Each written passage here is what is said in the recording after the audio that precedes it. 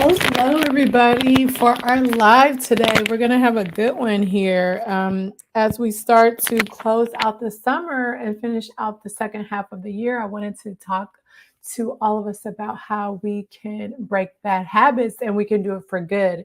And how we do that is by understanding the science behind habits, how they form, and then, of course, how to break them.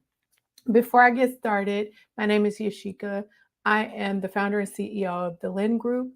Our mission is to help leaders lead with impact and do it in a way that is less stressful. You don't burn out, all the things. And not only that, we also help organizations with their leadership development, and we help to improve healthcare delivery operations and strategize improvements on that front too, because we have a team of experts to help with all of that. So that is what we do. That's a little bit about me for those of you that are new. Again, today we're going to talk about steps to break a bad habit and do it for good. So what you have to understand about habits is that they're a normal part of everyday life. They are meant to not only help us to be self-protective. For those of us that know physiology, most of us know because you wouldn't be probably watching me if you didn't. But our heartbeats, our breath, all that. If we had to remember to do that, we would be dead. So habits not only help keep us alive, but they help us save time so that we can focus our time and attention and energy on things that require more concentration. However, the problem is that for most of us, we have formulated habits that don't line up with the more conscious goals that we want to accomplish in life. And so we start getting in our own way from experiencing the life that we really want to live. And I'm sure that you've noticed this in your life. Maybe like for me, is I've been pretty open is about eating better and moving my body. For you, you may have the same thing and maybe financial and maybe career oriented. But when you notice that you're not on track to where it is that you envision yourself, you may try to take steps to break bad habits like spending time watching TV, vegging out, not moving our bodies, eating bad food. But the problem is changing a bad habit can be very difficult. And I'm going to explain why so that you understand. And I think it's important for us to understand this because a lot of times what I find with our clients is that they give up on themselves. But if they understood the science behind what it takes to break a bad habit for good, I think you would learn to not give up on yourself and kind of stick with things even though they feel tough or feel challenging. So, the information that I'm going to share with you in today's discussion is going to help you understand more about that so it will be easier for you to change the habits on a more permanent basis. Um, if you've been a part of these daily live streams, then you know sometimes I like to calibrate us in a definition. So, for the purposes of this discussion, I want you to understand what I'm talking about when I say habit. So, according to, I forgot what dictionary I looked it up in, a habit is a pattern of behavior. It could be the way you feel, the way you think, the way you act, and it is created by frequent repetition or physiological exposure, and it tends to occur subconsciously.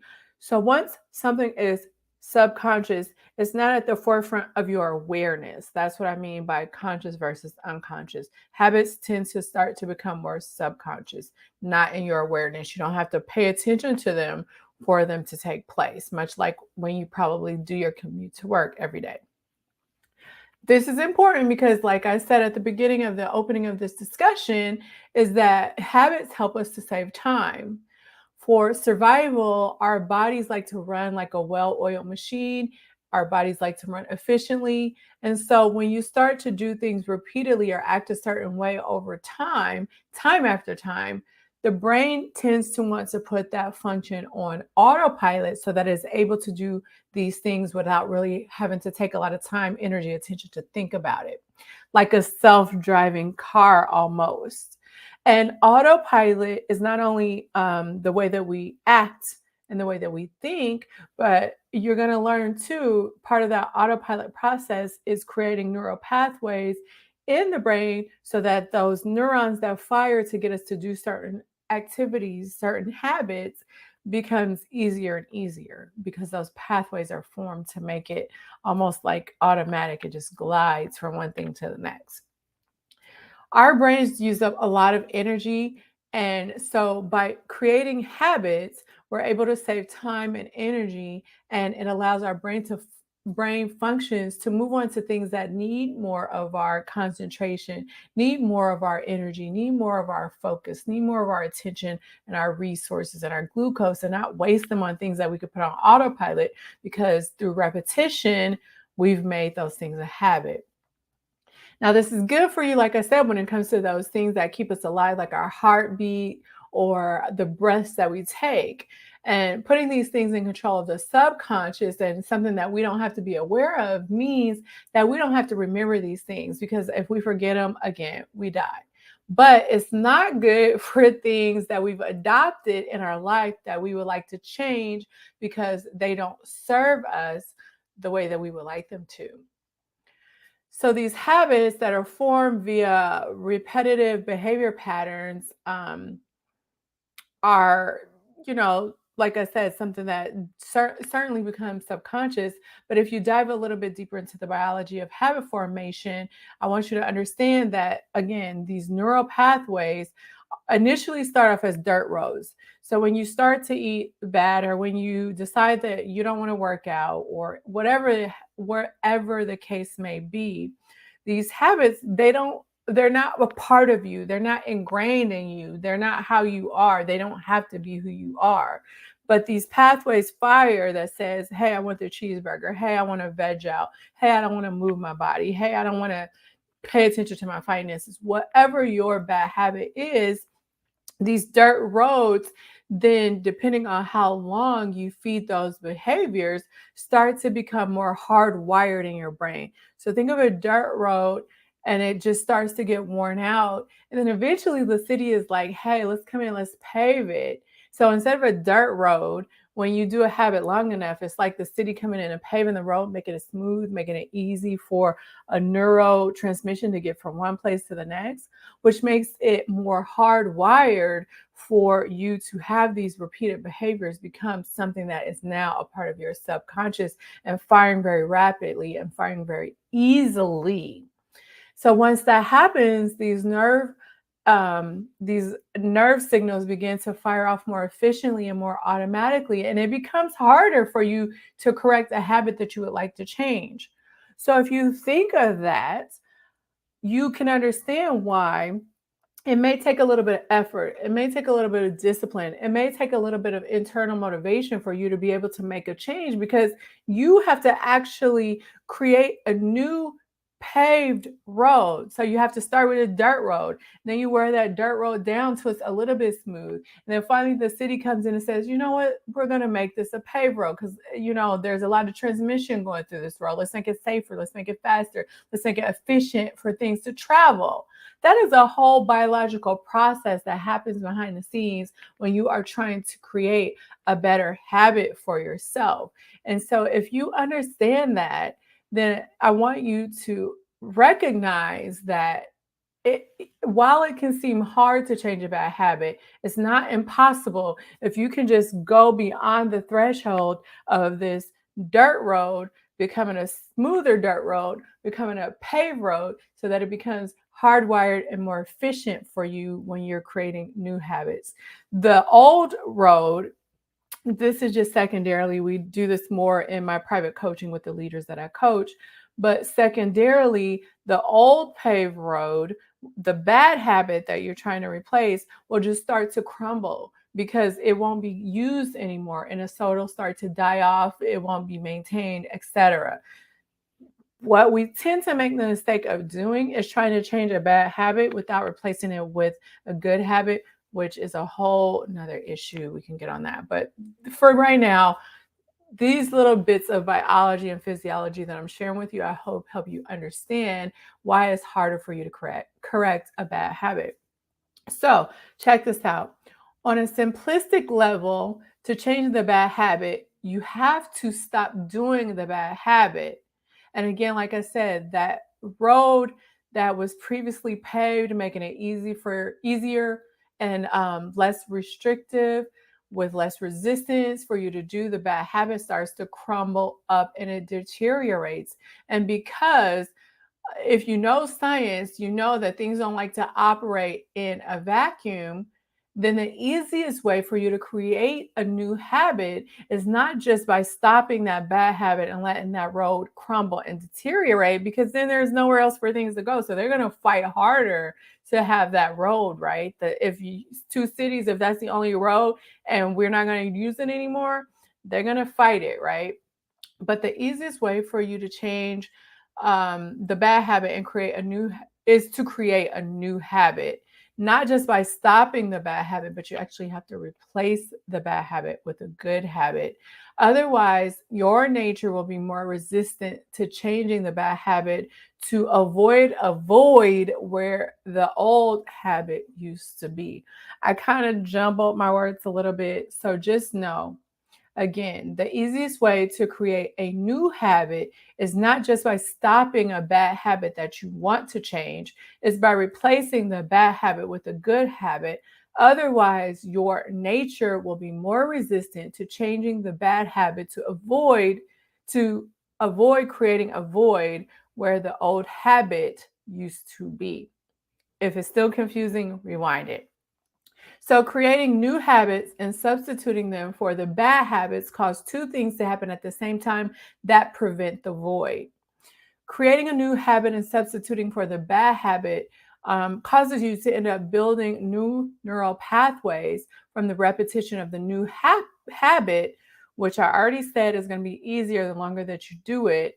But then the old habit deteriorates because it's less active or totally inactive, and the new habit fills that void and allows you to start to make whatever it is that you're trying to do that is going to benefit you, benefit your life, benefit your career a lot easier. However, most people only look at changing bad habits from a behavioral change, but the reason that it's hard to change bad habits into good ones is because it's also biological, like I'm explaining right now. There's a behavioral change that needs to happen. There's also a biological change. And so you have to understand scientifically how long this will take. Now, the behavioral change is going to be up to you. And a lot of times when you're changing a habit, you start off really, really well and you are able to do whatever it is that you need to do for a finite period of time, and then you give up on yourself because maybe you get tired, you don't see the results that you want, you lack the discipline to see it through. However, you got to think about the biological piece, and if you can understand this, you will know how long that is going to take to truly change your bad habits.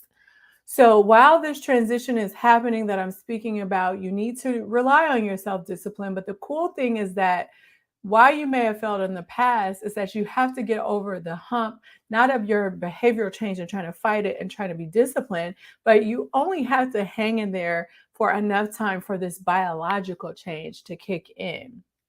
So, how long is it going to take to break a bad habit? Let's talk about it. First of all, it can happen immediately. Because if you are someone that is very disciplined and you're like that cold turkey type of person and you just make a decision and decide and that's what it is, then it can be immediately for your behavior, and then the biology will catch up. However, if you are someone that doesn't do well with going cold turkey or going on these strict plans because you end up giving up on yourself and reverting back to your old habits, I'm going to talk to you about the science behind this, because I want you to be successful in your professional career. I want you to be successful in your personal career. I want you to get rid of the things that you are doing that are holding you back, that you have control over. And what happens biologically is that these neural pathways that I was talking about, the new ones, can start to form in as little as 2 weeks. However, for the average person that doesn't go hard, maybe like you have a good couple weeks and you slip a day or two, it takes about 3 to 6 months. So 21 days is a myth, 14 days is a myth, a month is a myth. You could do it in 2 weeks. The biological transformation can happen in 2 weeks. But most people, it takes 3 to 6 months. And I don't want that to be discouraging for you. What I want that to do is give you more hope and more promise that, hey, I gave up on myself too early. And if I could stick with something for 2 weeks, then I know that my neural pathways, my brain is starting to fire differently. It's starting to change differently. I'm starting to change into a whole different person. So if you can get over the 2 week hump, you know that you are doing well. If you can continue to keep your course for 3 to 6 months, then you can absolutely make this more hardwired and give your brain time to kill, die off, erode those old neural pathways that are connected to your old habit.